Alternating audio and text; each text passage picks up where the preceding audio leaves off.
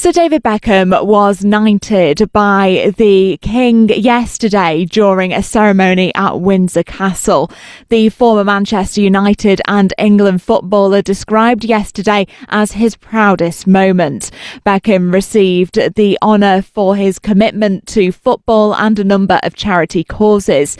He has served as a Goodwill Ambassador for humanitarian aid organisation UNICEF for the last 20 years, and he also became an ambassador for the King's Foundation in 2024, supporting King Charles in an education programme working to ensure young people have a greater understanding of nature.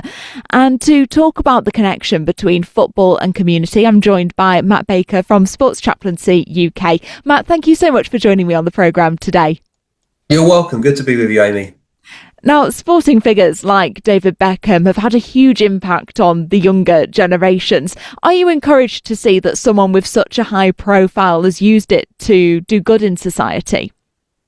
Yes, definitely. I mean, David Beckham, I was surprised to see that he's now turned 50. Goodness me, it makes me feel old thinking of that. But, you know, we think of him as a player from years ago. But yes, he's continued. And in fact, all the way through, if I'm honest, he's used his position, along with his wife, to have a very positive influence, not just on the field, but off it as well. So, yeah, I think it's great that he's been knighted, not just for services to football, but also for services, I think, to British society as well. So in terms of his charity involvement and some of the things he's got into. So, yeah, good luck to him. Now, David Beckham has played in such high-pressure situations, even in the World Cup, and surely he must have had times where he needed emotional and personal support. Can you tell us how Sports Chaplaincy works as an organisation to support players in high-pressure situations? Yes, definitely. I mean, right through from the elite down to the grassroots. We're involved with professional football, but all sorts of sports: cricket, horse racing, rugby union, rugby league, Olympics. Yeah, you name it, really. And yes, sportsmen and sportswomen at whatever level, but maybe particularly at the kind of higher level when there's thousands of people watching them. There's a lot of pressure, whether that's at home or abroad. To have somebody that they can talk to in confidence, knowing that it won't go any further, knowing that person is not just interested in how they get on the pitch. In fact, often not so interested in that, but their lives and their family, and if they're going through a bereavement or an injury, talking to someone in confidentiality, in a confidential way, is absolutely vital, and I think helps them as well to realise that there's life beyond sport, that there's much more going on. I mean, that's a great segue there to David Beckham, because he's appreciated that. He's used his position to influence in that as well. So Sports Chaplaincy plays a very important role, and chaplains just being there under the radar, behind the scenes, offering that support is absolutely vital.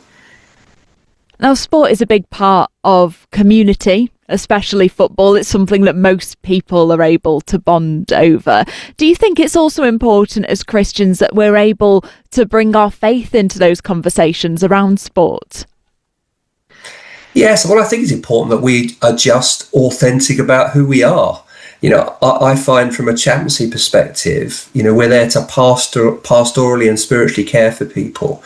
But because that's who I am as a Christian, it isn't about shoehorning Jesus into conversations. It does happen very naturally because he is my identity. He's part of who I am, and I'm part of him in that sense. And so, in terms of talking about him and having conversations with people in sport, I think that should be true wherever we are and whatever we're called to.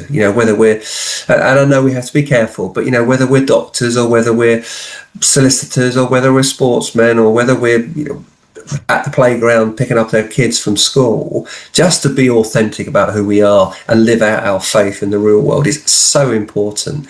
That frontline sense of being a Christian. So yes, we find opportunities to do it, and I think there are opportunities in sport, but I think all of us should be just thinking about how we live out our life in a real way with people.